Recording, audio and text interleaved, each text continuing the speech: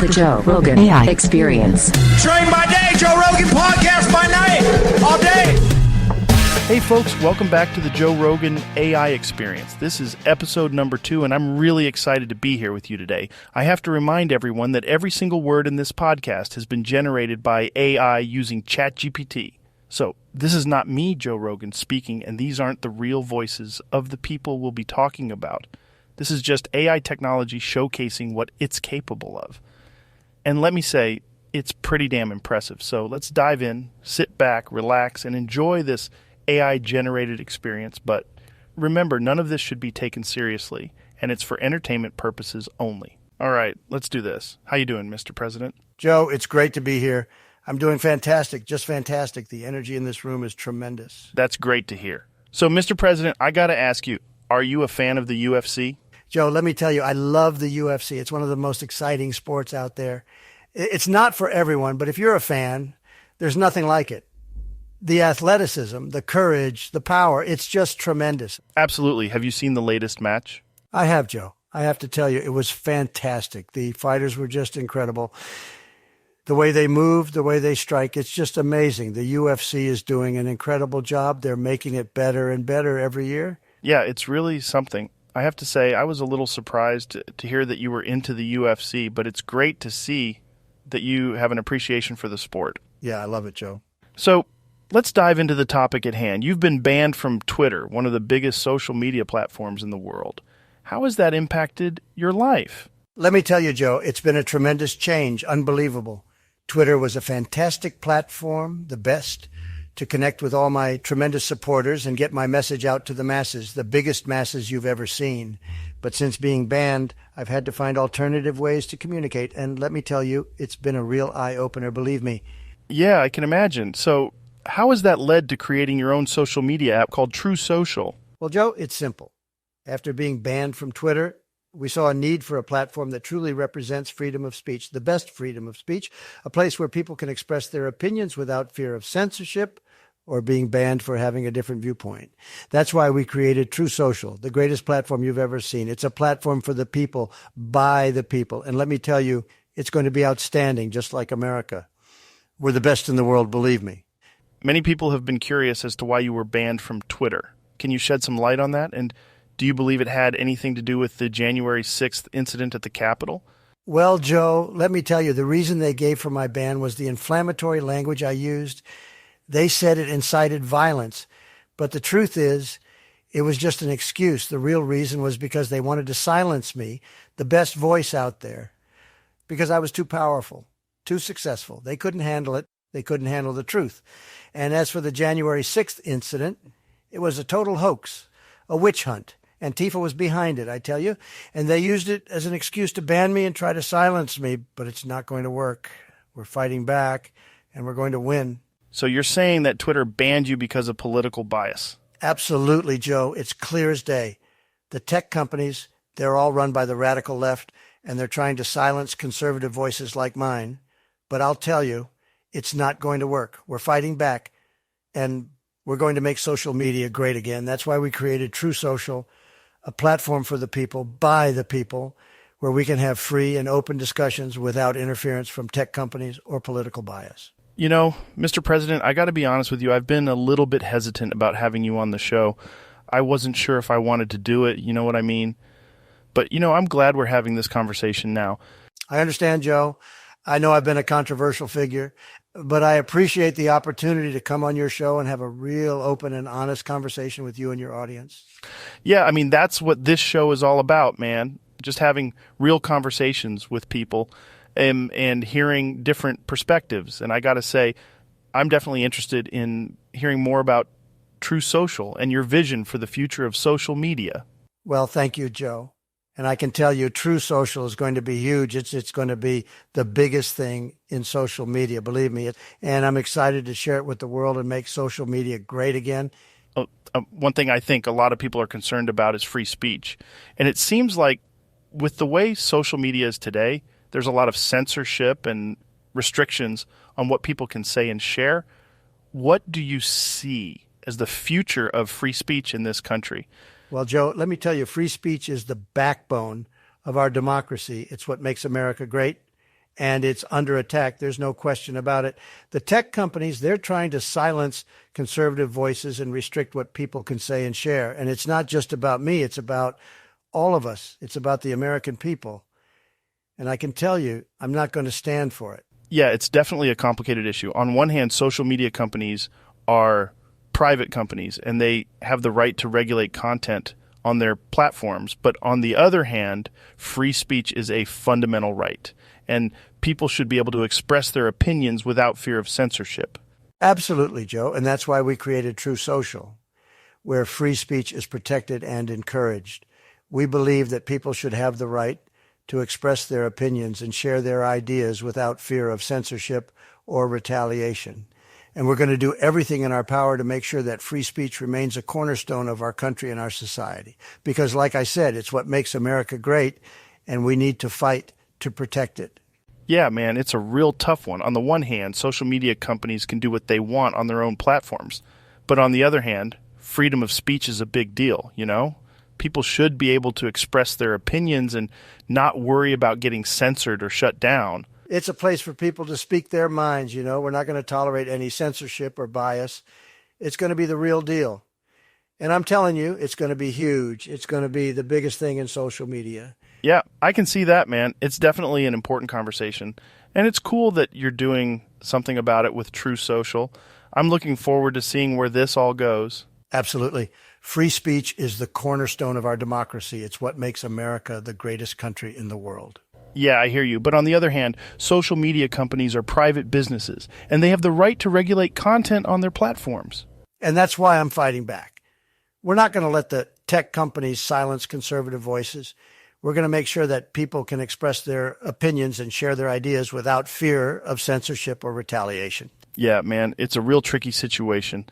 But I got to say, I'm glad to see you're doing something about it with True Social. It's important that people have a platform where they can speak their minds and not worry about getting censored or shut down. I've been thinking about this a lot lately, and I've been speculating about the exclusivity deal you might have with True Social. Is it true that you won't be going back to Twitter, even though Elon Musk bought it and reinstalled your account? Joe, let me tell you, True Social is the future of social media. It's the best, the biggest, the most outstanding platform out there. And I'm proud to say that we have exclusive agreements in place that ensure that our users will always have access to the most powerful and effective means of communication. That's interesting, man. I've been hearing a lot of rumors about this, but it's good to get the real scoop from you. So what you're saying is that you won't be returning to Twitter, even though you're back on the platform now. That's correct, Joe. True Social is where the action is. It's where the real conservative voices are being heard. It's where we're making America great again. And I'm telling you, it's only going to get bigger and better from here. So let's talk about Elon Musk buying Twitter. What do you think about that, and what does it mean for free speech? Well, Joe, let me tell you, Elon Musk is one of the most outstanding entrepreneurs, a true genius of our time. And I've got to say, his purchase of Twitter just shows the world how committed he is to innovation, progress, and making a real impact. That's a big statement, man. I mean, Twitter has had a bit of a reputation for suppressing free speech in the past. How do you think Elon's going to change that? Well, I know Elon, and I know his passion for free speech. He's always been a huge advocate for open, honest communication, and I truly believe that he sees the massive potential of Twitter to be a platform for real change. He knows it can be a game changer, and I have no doubt that he's going to use that power to make a difference. It's going to be tremendous. Yeah, I can definitely see that. I mean, Elon has been making waves in so many different industries, and it's really incredible what he's accomplished. But what do you think of him personally? I've got a lot of respect for Elon. He's a brilliant mind, the best of the best, a true visionary. And I know he's going to do amazing things for America and for the world. I'm proud to call him a friend and an ally in this fight for free speech and for a better future for all. So let's get into some more controversial territory here. The January 6th incident at the Capitol, what's your take on that and what happened there? Well, Joe, let me tell you, what happened at the Capitol was a tragic event. And it's something that I have spoken out against from the beginning. Violence is never the answer. And those responsible should be held accountable to the fullest extent of the law. Yeah, that's a fair statement. But some people have criticized your role in the events leading up to that day, saying that your rhetoric contributed to the violence. How do you respond to those accusations? Look, Joe, I've always been a champion of peaceful protest, of free speech, and of the First Amendment. I believe in the right of all Americans to make their voices heard. And I will always stand up for that. And I'll tell you, the media has been completely unfair in their portrayal of what happened at the Capitol. They've been pushing a false narrative, and it's just not accurate. So you don't believe that your words had any impact on the events of that day? Absolutely not, Joe. I believe in the power of words, and I always use them responsibly. I've always been a defender of free speech, and I will always be. And let me tell you, the fake news media has been trying to silence me and my supporters, and it's just not right. We need to protect free speech in this country, no matter who it is or what they believe. Okay, that's an interesting perspective. And what about your impeachment trial? Do you think it was a fair process? It was a complete sham, a witch hunt. It was a total abuse of power, and it was an attack on the very foundations of our democracy. The whole thing was a disgrace, and it was an attempt to silence me and my supporters. But let me tell you, it won't work. We will always fight for the truth and for what's right. And we will always stand up for free speech and the rights of the American people. All right, so let's talk about what's next. You've said you're running for president. Again, what's the first thing on your agenda when you get back in the White House? Well, Joe, it's going to be tremendous. The first thing we're going to do is put America first. We're going to make this country the greatest it's ever been. We're going to create jobs. We're going to build the wall. We're going to take care of our veterans. It's going to be unbelievable. All right, but getting specific, what's the first executive order you'll sign? What's the first thing you'll tackle when you get back in office? It's going to be big league, Joe. We're going to bring back the economy. It's going to be stronger than ever before. We're going to get rid of all the bad trade deals. We're going to create new ones that are fantastic. The country's going to be thriving. It's going to be fantastic. And I'm telling you, it's going to be big league. Let's talk about one of your key promises, building the wall.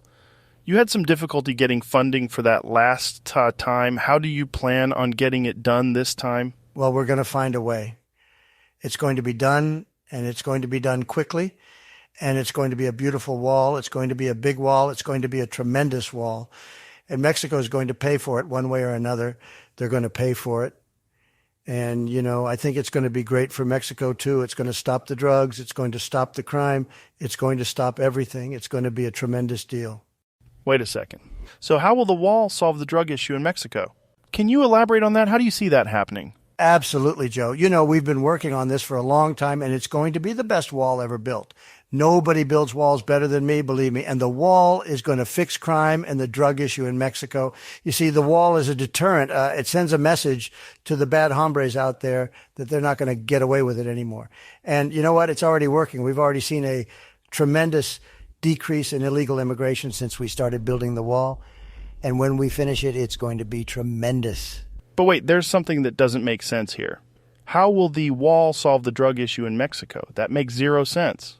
Well, you see, the drugs are coming over the border, and when you have a big, beautiful wall, it's going to be much harder for the drugs to come in. And if they do come in, we'll know about it because we'll have the wall and we'll have the best technology on that wall, and we'll be able to catch the drugs and stop them from coming in. It's going to be fantastic, Joe, the best ever. Excuse me for insisting, but I have to say that statement that building the wall will fix crime and drug issues in Mexico, it sounds a bit ridiculous to me.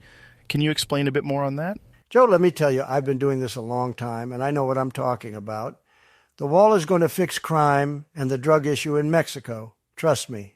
But how exactly is a physical barrier going to fix deep-seated social and economic problems in another country? Don't you think it's a bit naive to think that a wall is going to solve all of these complex problems? I mean, it's not just about illegal immigration. It's about drug trafficking. It's about crime. It's about corruption. And a wall is not going to fix all of that. Well, Joe, I disagree. We have to start somewhere, and the wall is a good start. And let me tell you, when I'm president again, we're going to keep building that wall, and we're going to make America safe again, believe me. But how is that going to solve any issues inside of Mexico? I understand how it might fix some issues here in America, but in Mexico, how? What you have to understand is that it's all about having control, okay? And with the wall, we're going to have total control. We're going to know who's coming in and who's going out, and we're going to stop all the drugs, all the crime, all of it, believe me. The wall is going to be the best. It's going to be tremendous. It's going to be 10 feet taller, and it's going to be 100 times stronger than any wall ever built. And Mexico, they're going to pay for it. They're going to be thrilled to pay for it. They've got to do something about their problems. They've got crime. They've got drugs. They've got a lot of issues down there. And with the wall, it's going to put pressure on them to get their act together, okay? They're going to have to clean up their own mess, and we're going to make sure that they do it. And when they do, the wall will have done its job. It's going to be a beautiful thing, believe me. You talked a lot about building the wall during your first term, but it didn't seem to happen. Why didn't the wall get built the first time? Well, Joe, let me tell you, building a wall is not as easy as just putting up a few bricks. There's a lot of red tape, a lot of bureaucracy. The Democrats, they did everything in their power to obstruct and slow things down. They even went so far as to sue us. But I can tell you this, if I'm elected again, the wall will get built, and it will be bigger and better than ever before. And we will finally secure our southern border and stop the flow of illegal immigration, drugs, and crime. And I'll make sure we have the funding and resources to get it done. Okay, moving on then. So what are the plans to revitalize the economy, and what do you think of what President Biden has done with this country so far? And what do you think of President Biden's mental state? Well, first of all, the economy was on fire when I was in office. We had the best economy in the history of our country. And now under Biden, it's just a disaster, okay? I mean, they're talking about inflation. They're talking about all these problems, and it's just not good. As for Biden's mental state, I mean, you see the way he stumbles and stammers and can't put two sentences together, right? I mean, it's just not good. And the country deserves better. We deserve a president who is sharp, who is focused, who is on top of things, and that's not what we've got right now. So let me ask you this. Do you think there should be some kind of mental sharpness tests for someone to run for office? Do you think Biden would pass them? Let me tell you, mental sharpness is a big deal, especially when you're talking about being the leader of the free world. And, you know, I've always been a big believer in being sharp as a tack, and I've always had that energy. You know, I'm a winner. I have the best energy, and I'm always on top of my game. And that's why I was able to make America great again, and that's why I'm going to do it again. But as far as Biden goes, I don't know. You know, I think it's a question mark. It's a big question mark. I think he's having a lot of trouble, and I think he's going to have a lot of trouble because he's not sharp. He's not on top of his game. And I don't think he could handle a long-form interview like this. I really don't. And as far as tests go, I think it's a good idea. I think we should have some kind of standard, some kind of measure of mental sharpness and capability. Because when you're talking about being the leader of the most powerful country in the world, you got to be sharp, you got to be on top of your game, and you got to be ready to go. Yeah, it's definitely important to have a clear head and a quick mind in that position. So what do you think of Biden's handling of the country so far? How do you think he's doing? Well, let's just say it's not the best. It's not outstanding. I mean, the way he's handling things, it's just not what we need. We need someone who's going to make America great again, someone who's going to bring back the jobs and make our country strong again. You know, Mr. President, you've been talking about these big plans for years now, but I've yet to see a real concrete plan on how you're going to achieve all of these things. I mean, don't get me wrong, I love the ambition and the drive, but I think it's time for some specifics, you know. Well, Joe, when it comes to specifics, nobody knows more about specifics than me. I mean, we're talking about the best, the absolute best. I built one of the greatest businesses in the world, and I did it by knowing the specifics, by being the best at the details. And let me tell you, when it comes to making America great again, I have the best plans, the best ideas, and I know exactly how to make it happen. But what are those ideas? What are the specifics? That's what I'm asking. Well, it's all about the economy, Joe. It's all about making sure that America is the strongest, most powerful, and most prosperous nation in the world. And let me tell you, we're going to do it. We're going to make America great again, like it's never been great before. We're going to have the best economy, the best jobs, the best everything. And let me tell you, it's going to be tremendous, just tremendous. You know, something that I've been thinking about lately is the attack on masculinity and the idea of strong men. It seems like the woke movement is trying to dismantle traditional ideas of what it means to be a man. What are your thoughts on that? Well, it's a shame, absolutely a shame. We've always been known as a country with strong, confident, and successful men, and now they want to change all of that. It's just outrageous. Do you think that this shift in thinking could potentially be a threat to the United States' position as the world's most powerful nation? Well, when you see countries like Russia and China, they have a completely different view on masculinity and strength. They aren't worried about being politically correct or trying to appease the woke crowd. They understand the importance of strength and power, and they're on their way to becoming major threats to the United States. Interesting. It's definitely a complicated issue and one that I think deserves more discussion. But what do you think can be done to preserve traditional ideas of masculinity while also promoting equality and inclusiveness? Well, it's about finding the right balance. We can't completely throw out our traditional values, but we also need to be able to adapt and evolve with the times. It's about finding a way to keep what has made America great while also embracing progress and making sure that everyone has equal opportunities. And believe me, nobody is better at finding the right balance than me. I did it before, and I'll do it again. All right. So let's say the worst case scenario happens tomorrow and World War III breaks out because of Russia. We have to draft people to fight in the war, and that includes all these TikTok stars and influencers. How do you think they would do in such a dangerous environment? Well, Joe, it's a great question, and it's a very concerning thought. The truth is, we have a generation now that's very different from what we had before. They've grown up in a world of instant gratification where everything is about likes, followers, and trends. They're not used to hard work and sacrifice like previous generations. And if we have to draft them for the front lines, I don't know how they would perform. Yeah, it's definitely a different world than what we grew up in, and it's a little concerning to think about. Absolutely. It's more important now than ever to make sure we have a strong military and a military-ready population. We need to make sure that our country is prepared for any threat, and that means having a population that is physically and mentally ready to defend our country. I know that I'll always do everything in my power to make sure that our country is always prepared, no matter what challenges we face. So what do you plan to do about it then? It's a tough one. Those TikTok kids, they may be good at making videos and doing dances, but let me tell you, a war is a whole different ballgame. It's a whole different level of toughness and bravery. I tell you, we need strong, masculine men out there on that battlefield, not a bunch of keyboard warriors.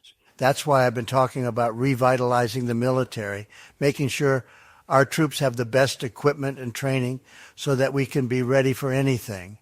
We need to be the strongest, most powerful nation in the world, and that means having a strong military and strong men and women to serve in it. Yeah, I see where you're coming from. It's definitely a sensitive topic, but I think it's important to talk about it. Yeah. All right, let's talk about something a little out there. Have you ever been briefed on the existence of UFOs or UAPs while you were in office? Well, Joe, I've always been a firm believer in being prepared for anything and everything, and that includes the possibility of extraterrestrial life and their technology. And let me tell you, while I was in office, I was definitely briefed on the topic. Really? Can you tell us a bit more about what you learned? Well, I can tell you this much, Joe. It's a very complex and sensitive matter. It's not just black and white, and there's a lot of classified information involved. But I can say that the U.S. government takes the issue of UFO sightings and encounters very seriously and is actively investigating the matter. Whoa, that's pretty crazy. What do you think about the recent surge in UFO sightings and the Pentagon's release of some of their footage? Well, let me put it this way. I think it's very interesting, and it's about time that the government starts taking this issue seriously. There's been a lot of speculation and conspiracy theories floating around for years, and it's important to get to the bottom of it. I think the release of the footage is a step in the right direction. But at the same time, we need to be cautious and make sure that we have all the information and evidence before jumping to conclusions. That's a fair point. It's definitely an exciting time to be alive with all the advancements and discoveries being made. All right, let's talk about Space Force. What exactly was that all about? You created a whole new branch of the military while you were in office. Can you give us some insight on what that was all about? Well, let me tell you, Space Force is going to be one of the greatest things we ever did. It's the future, Joe. It's the future. We have to protect our assets in space. You know that. We have billions and billions of dollars of equipment up there, satellites, you name it. And we have to make sure that no one messes with that. It's our national security. And that's why we created the Space Force, to make sure that our interests in space are protected. Okay, I get that. But what about the funding for that and the resources required to launch a whole new branch of the military? Was it worth it? Absolutely. No question about it. You have to think long term, Joe. You have to invest in the future. And that's exactly what we did. The Space Force is going to pay off big time. Believe me. And I'm very proud of what we accomplished there. It's a game changer, a real game changer. Okay, I see what you're saying.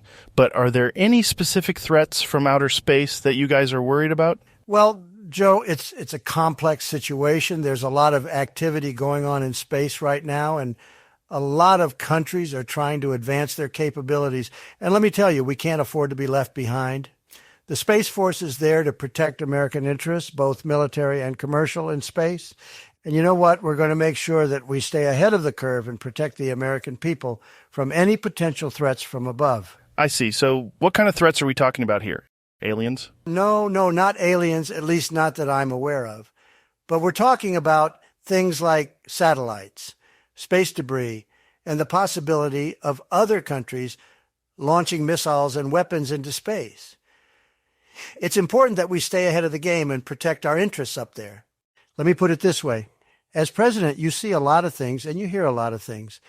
And yes, the Pentagon did take UFO sightings very seriously. And let me tell you, space is a big deal and it's getting bigger every day. We've got a lot of valuable assets up there and we need to protect them. That's what the Space Force is all about. We're making sure we have a strong presence in space to protect our interests and keep America safe. Okay, but any specifics on what we could be fighting against up there? Not things that we might collide with, but things we would need to actually fight or defend ourselves against. I can't go into too much detail, but let's just say we're keeping an eye on a lot of things up there. And we need to be prepared for anything. We're not taking any chances when it comes to our safety and security. The Space Force is just one part of that effort. Okay. I understand. I'm sure you've heard about the lost civilization of Atlantis. Some folks think that an ancient advanced society might have existed and disappeared at the end of the last ice age. What do you think about that? Well, Joe, I've heard a lot of different theories about that over the years. And then let me tell you, it's a really big deal. I mean, the idea that there was a sophisticated, advanced civilization that just disappeared, that's tremendous. Yeah, it is pretty wild. But do you think it's possible that something like that actually existed? Absolutely. I mean, look at what we've been able to uncover and discover just in the last few years. The technology and the knowledge that we have today is just amazing. And I think it's entirely possible that there was an even more advanced society in the past.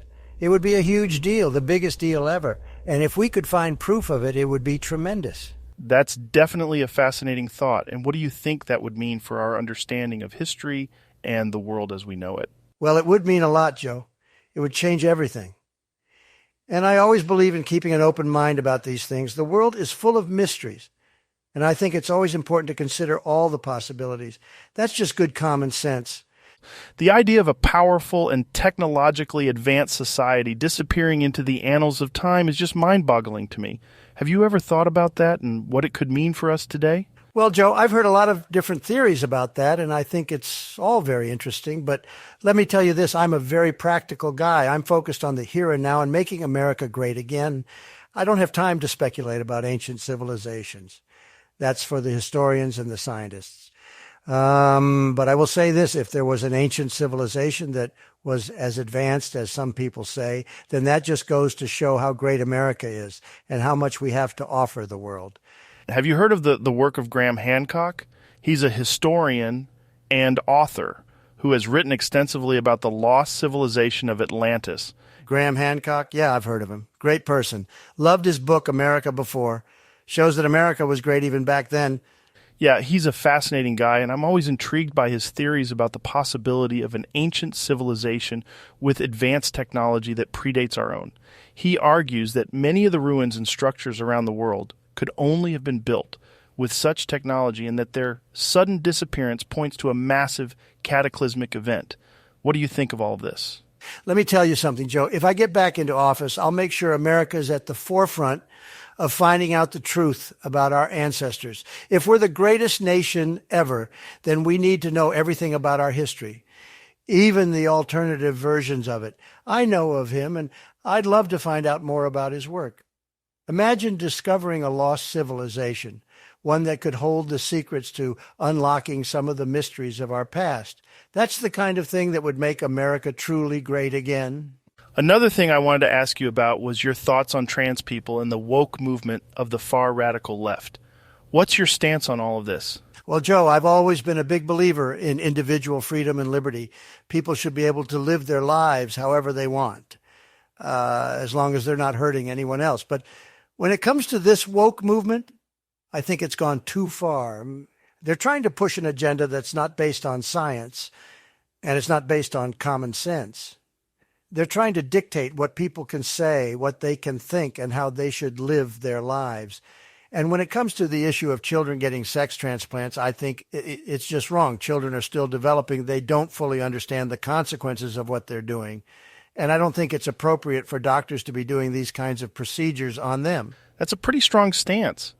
How do you plan on addressing these issues if you get back into office? Well, first and foremost, I'll always stand up for individual freedom and liberty. But I also think we need to protect our children from these radical agendas. We need to make sure that science and common sense guide our policies, not just woke ideology. And if I get back into office, I'll work hard to make sure that happens. All right, we've covered a lot of ground today. Is there anything else you'd like to touch on or add before we wrap up? Well, Joe, I just want to say that it's been a great honor to sit down with you and discuss all these important issues. I'm proud of what we accomplished during my time in office, and I'm even more determined now to continue fighting for the American people. I believe in this great country, and I'm confident that with the right leadership, we can make America even greater. That's a powerful statement. I appreciate you taking the time to speak with me today. It's always a treat to have someone of your caliber on my show. I'm sure our listeners have enjoyed this conversation as much as I have. The pleasure was all mine, Joe. Keep up the great work, and let's do this again soon. Absolutely. Take care, and thanks again. Thank you, Joe. Bye, everybody.